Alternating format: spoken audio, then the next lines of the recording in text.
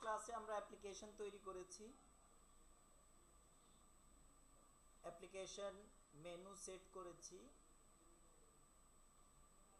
Navigation মেনুতে অ্যাপ্লিকেশনকে redirect করার জন্য শেয়ার্ড কম্পোনেন্ট থেকে। আজকে আবার আমরা শেয়ার্ড কম্পোনেন্ট থেকে কিছু লিস্ট এবং লব তৈরি করব।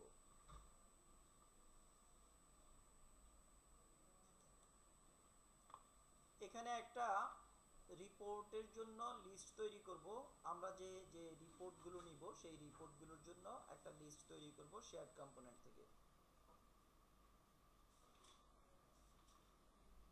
লিস্টে রিপোর্টের পেজটাও ডিফাইন করা থাকবে। আমরা এখানে রিপোর্ট লিস্টটা তৈরি করছি হচ্ছে এই জন্য, এই লিস্টের উপরে বেস করে আমরা একটা রিপোর্ট পেজও তৈরি করব, যেই পেজে আইকন ক্লিক করে আপনি রিপোর্টগুলোকে নেভিগেট করতে পারবেন।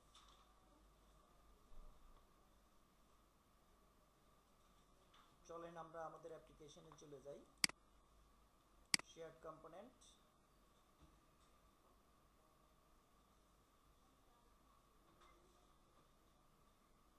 লিস্ট,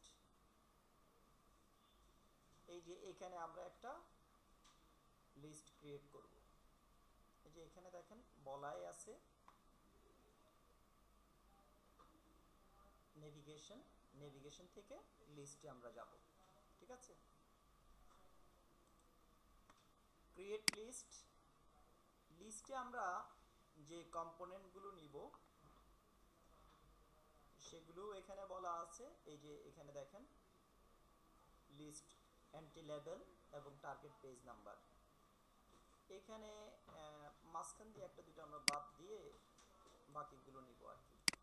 তো চলেন এই লিস্ট অনুযায়ী আমরা একটা লিস্ট তৈরি করে ফেলি। নেম দিব রিপোর্ট লিস্ট। এটা একটা স্ট্যাটিক লিস্ট হবে।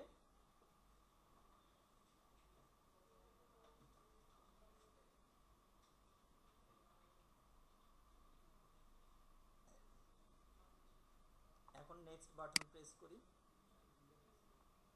এখানে প্রথম 5টা আসবে, পরবর্তীতে আমরা বাকিগুলো আবার অ্যাড করে নিব। প্রথম হচ্ছে কাস্টমার অর্ডার, পেজ নাম্বার হচ্ছে 17। তারপরে হচ্ছে sales by category and product, page number হচ্ছে 16। Sales by category per month, page number হচ্ছে 5। তারপর হচ্ছে অর্ডার ক্যালেন্ডার, পেজ নাম্বার হচ্ছে 10। তারপরে হচ্ছে প্রোডাক্ট অর্ডারটি, পেজ নাম্বার হচ্ছে 90। এখন নেক্সট বাটন প্রেস করি। দেখেন এই লিস্ট এন্ট্রি লেভেলগুলো নিয়ে লিস্টটা তৈরি হবে, ক্রিয়েট লিস্ট। এরপরে আমরা এই লিস্টটাকে এডিট করে বাকি এন্ট্রিগুলো অ্যাড করব। আপনারাও এই 5টা শুরুতে অ্যাড করে নেন। আপনাদের লিখতে হবে, আমি তো এর আগেও সেম লিস্ট একাধিকবার তৈরি করেছি, এই জন্য আমার লিখতে হয়নি। এখানে আদার্স আরও যে এন্ট্রিগুলো রয়েছে, এখানে আমি মাঝখানে 3টা স্কিপ করে এই নিচের যে কয়টা আছে এগুলো আমি নিব। নিচেরগুলো দেখেন, নিচের কয়টা আছে? 5টা। এই 5টা আমি নিব, নিচের 5টা।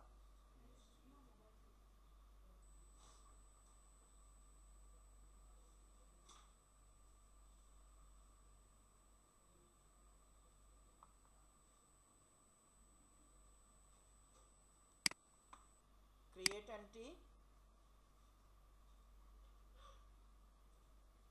আপনি চাইলে কিন্তু ইমেজও নিতে পারবেন। বাকি যেগুলো আপডেট আছে সেগুলোকে আপডেট করেও ইমেজ নিতে পারবেন।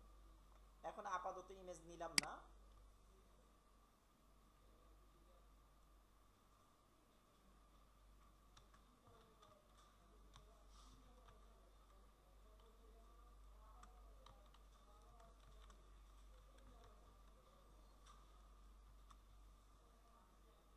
পেজ টার্গেট সেট করে দেন।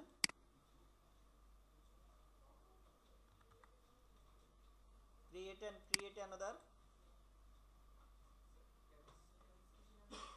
প্যারেন্টস লাগবে না।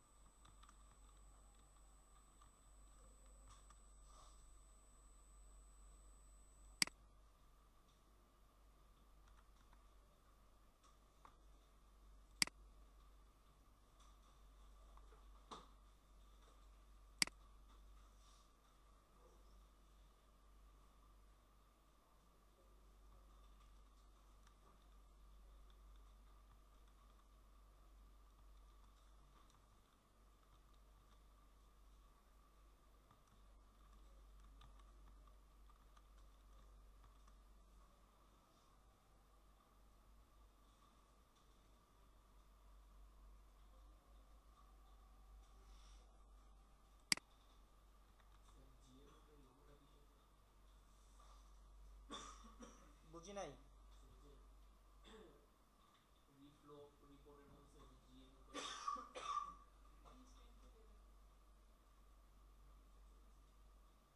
কোন জি এর উপরে কি বলছেন বুঝি নাই। হ্যাঁ হ্যাঁ, এটা এটা হচ্ছে যে গামারলি। না,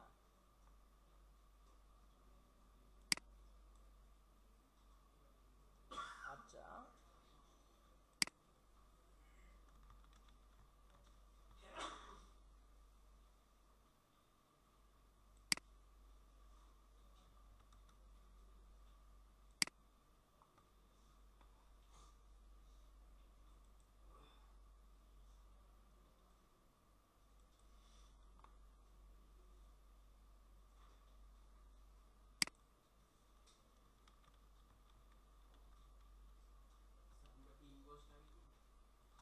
সমস্যা নেই।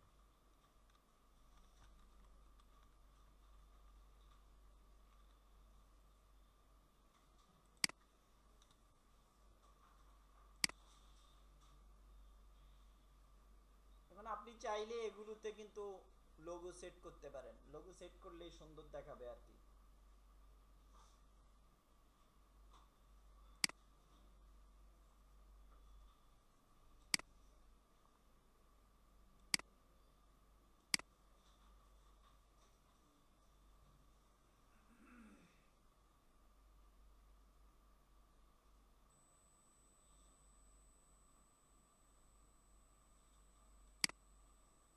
লোগো সেট করবেন কিভাবে দেখেন, এই যে এডিটে যাবেন,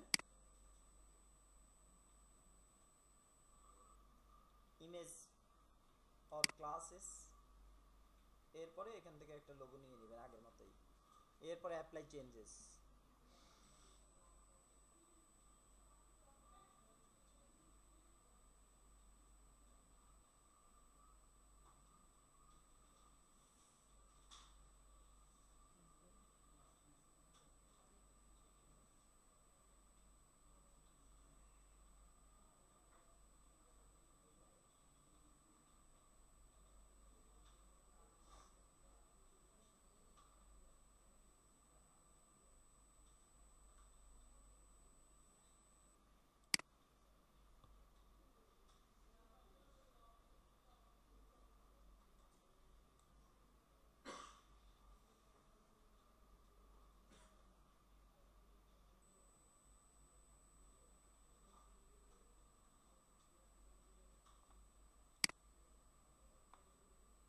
অ্যাপ্লাই চেঞ্জেস,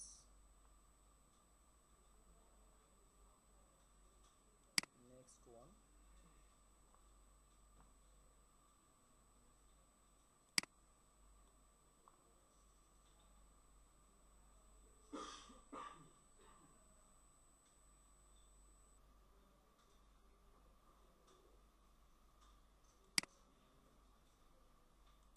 অ্যাপ্লাই চেঞ্জেস,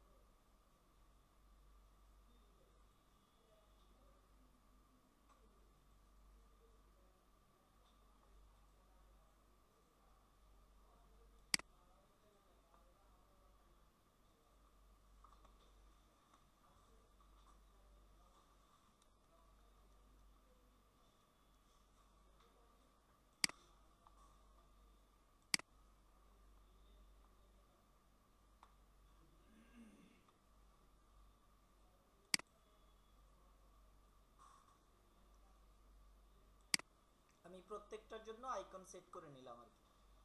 আপনি আপনার পছন্দ মতো আইকন সেট করবেন, আমি আপাতত সেট করে নিলাম।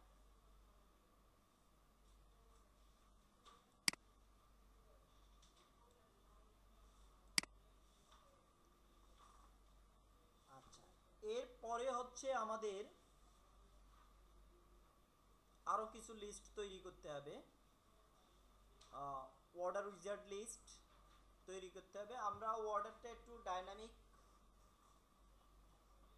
স্টাইলে অ্যাপ্লাই করব। এখানে এই অর্ডারে তিনটা পেজ থাকবে, একটা হচ্ছে কাস্টমার আইডেন্টিফিকেশনের জন্য, একটা হচ্ছে আইটেম সিলেকশনের জন্য, আর আরেকটা হচ্ছে অর্ডার সামারির জন্য। এই তিনটা পেজ থাকবে আমাদের অর্ডার টেকিং প্রসেসে। তো এই অর্ডার টেকিং প্রসেসে তিনটা পেজকে ডিল করার জন্য আমরা একটা অর্ডার উইজার্ড লিস্ট তৈরি করব।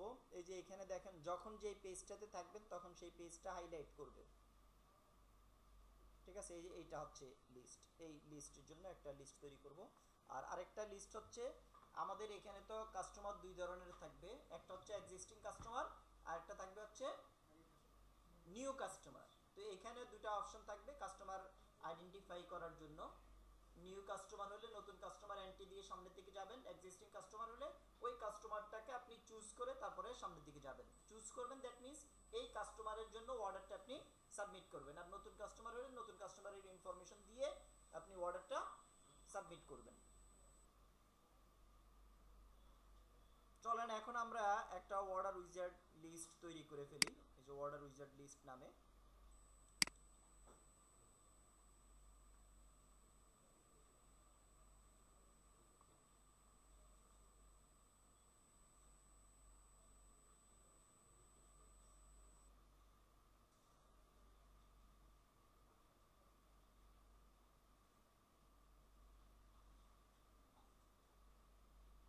Identify customer, select item, order summary, shared component, navigation list থেকে।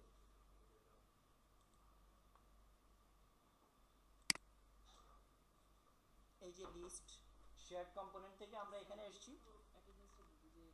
ক্রিয়েট বাটন প্রেস করে আমরা লিস্টটা তৈরি করব।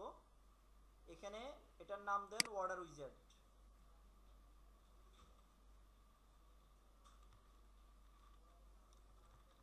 অর্ডার উইজার্ড, এটা একটা স্ট্যাটিক লিস্ট হবে। নেক্সট বাটন প্রেস করেন। এখন তিনটা আপনার কি আছে, তিনটা অপশন আছে, তিনটাই দেন। একটা হচ্ছে কাস্টমার আইডেন্টিফাই, কোনো টার্গেট সেট করতে হবে না। এর পরেরটা হচ্ছে আইটেম, সিলেক্ট আইটেমস, সিলেক্ট বলেন আইডেন্টিফাই কাস্টমার, সমস্যা নাই, আইডেন্টিফাই তারপরে কাস্টমার। ওকে, আচ্ছা, সিলেক্ট আইটেমস, তারপরে হচ্ছে অর্ডার সামারি।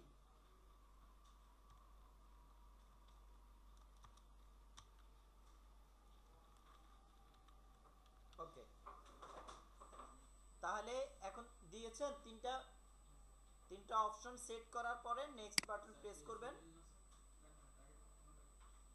এরপরে ক্রিয়েট লিস্ট, কোনো টার্গেট সেট করতে হবে না, আমরা পরে এটা আপডেট করে নিব। এই লিস্টটা তৈরি করেন। এখানে আমরা টার্গেট সেট করি নাই। এখন আমরা লিস্টটাকে কমা ডিলিমিটেড পেজ লিস্ট কনভার্ট করে তারপরে হচ্ছে পেজ সেট আপ করে দিব। কিভাবে? এডিটে যান, অর্ডার উইজার্ড, অর্ডার উইজার্ডে গিয়ে ফার্স্ট হচ্ছে আইডেন্টিফাই কাস্টমারের এডিটে যান। এখানে গিয়ে দেখেন এই যে নো টার্গেট আছে না, এখানে কন্ডিশনে গিয়ে কন্ডিশন টাইপ, সরি,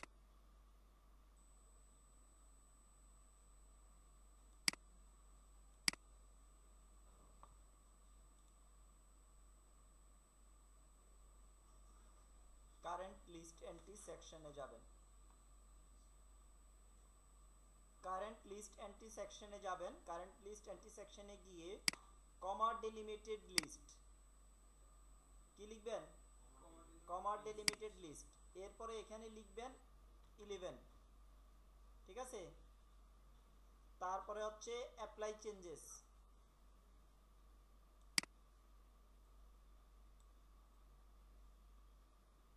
এরপরে সেকেন্ড লিস্ট এন্ট্রিতে যাবেন, সিলেক্ট আইটেমসে এডিটে যাবেন, আবার কারেন্ট লিস্ট এন্ট্রিতে কমা ডিলিমিটেড লিস্ট এখানে দিবেন 12, অ্যাপ্লাই চেঞ্জেস, অর্ডার সামারিতে যাবেন, আবার কারেন্ট লিস্ট এন্ট্রিতে যাবেন, কমা ডিলিমিটেড পেজ লিস্ট এখানে পেজ নাম্বার দিবেন 14, অ্যাপ্লাই চেঞ্জেস। এখন আমরা তিনটা লিস্ট এন্ট্রির জন্য কি করলাম? পেজ ডিফাইন করে দিলাম। ওকে, এখানে আমাদের কাজ শেষ। Apply changes.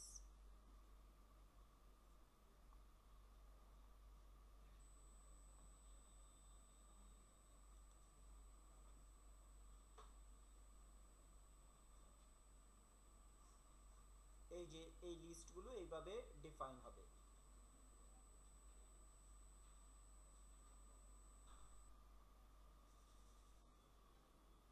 এই যে এখানে নেভিগেশন বারেও যে লিস্ট ডিফাইন করা যায় সেই লিস্টগুলো দেখিয়েছে।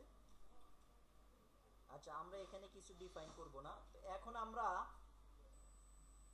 শেয়ার্ড কম্পোনেন্টে লব তৈরি করব।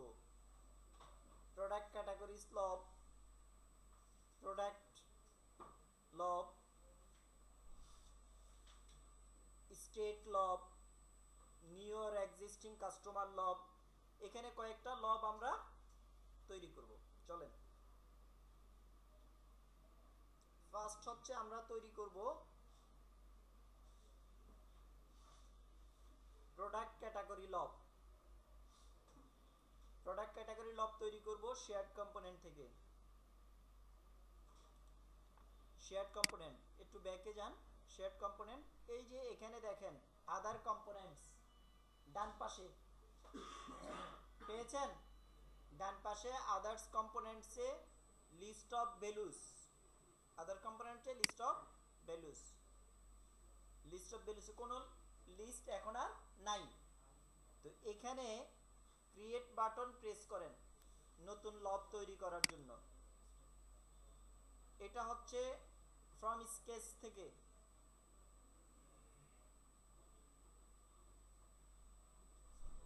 নেক্সট, লব দুই ধরনের হয়, একটা হচ্ছে স্ট্যাটিক আর একটা হচ্ছে ডাইনামিক।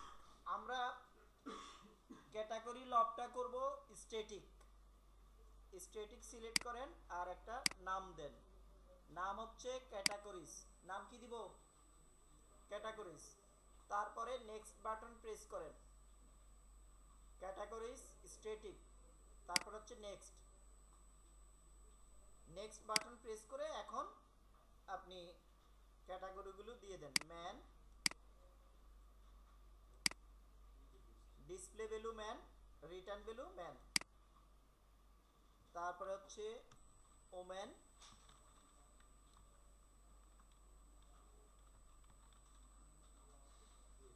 তারপরে হচ্ছে কিডস।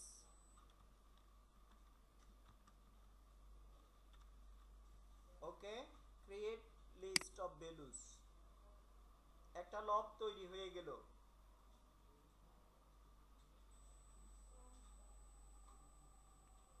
এখন চলেন আমরা আরেকটা লব তৈরি করব।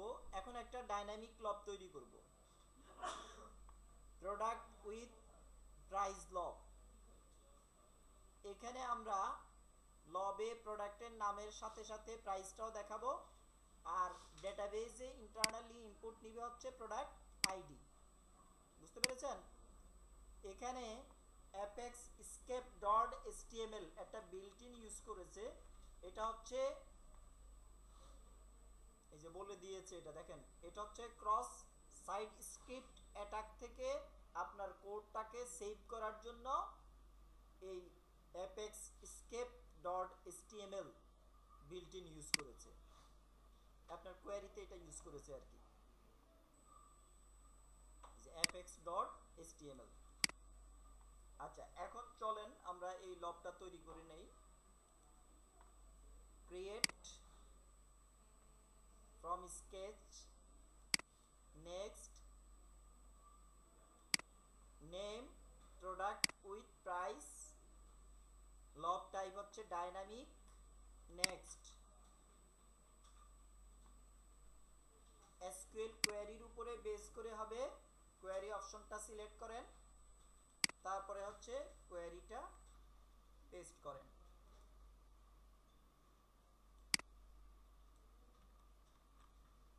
এখানে আমরা যে প্রোডাক্টগুলো অ্যাভেলেবেল আছে সেগুলোই এখানে দেখতে পাবো। এখন নেক্সট বাটন প্রেস করেন, কোয়েরিটা প্রোভাইড করে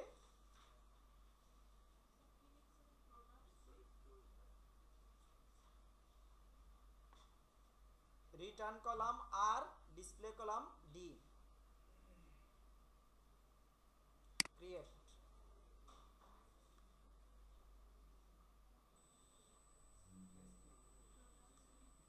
এখন আমরা একটা লব তৈরি করব স্টেটস নামে,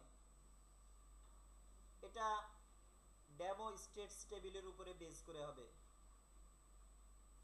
এটা একটা ডাইনামিক লব হবে।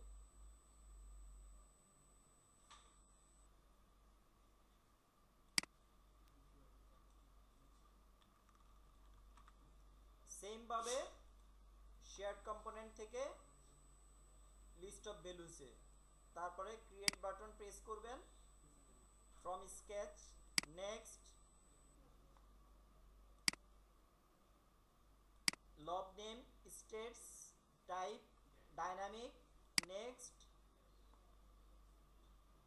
Source type SQL query, SQL কোয়েরিটা প্রোভাইড করেন, next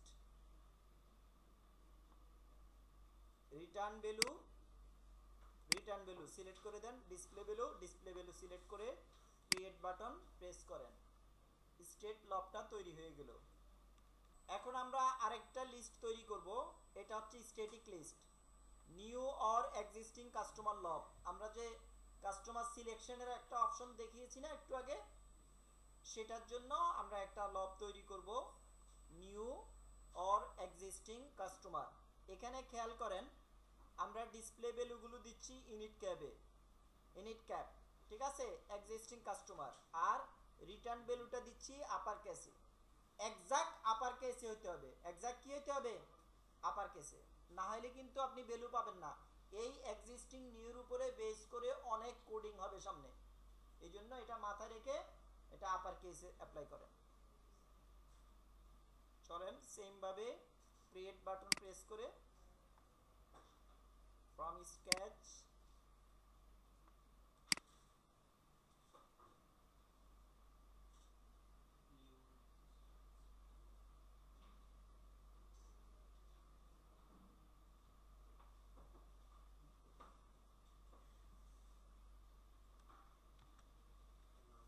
new or existing customer, static, next existing customer, existing,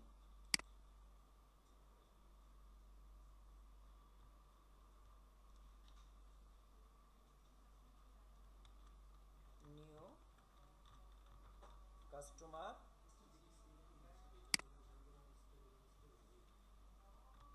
new, create list of values। এটা আমাদের লব তৈরি করা আপাতত কমপ্লিট, পরবর্তীতে আবার প্রয়োজন হলে আমরা করব। এরপরে যেটা ইমেজ, আমরা ইমেজকে দুই ধরনের ফাইল হিসাবে, একটা ওয়ার্কস্পেস ইমেজ আর একটা হচ্ছে অ্যাপ্লিকেশন ইমেজ, দুই ধরনের ফাইল হিসাবে লোড করতে পারি। ওয়ার্কস্পেস ফাইল হিসাবে লোড করলে এই ওয়ার্কস্পেসের মধ্যে যত অ্যাপ্লিকেশন হবে সব অ্যাপ্লিকেশনে রেফার করতে পারবেন। অ্যাপ্লিকেশন ফাইল ইমেজ হলে শুধু অ্যাপ্লিকেশনেই ক্ষেত্রে অ্যাপ্লিকেশন ইমেজ হিসাবে নেওয়াটা ভালো হচ্ছে এই কারণে যে আপনি অ্যাপ্লিকেশনটাকে যখন অন্য জায়গায় নিয়ে যাবেন সাথে সাথে এগুলো যাবে।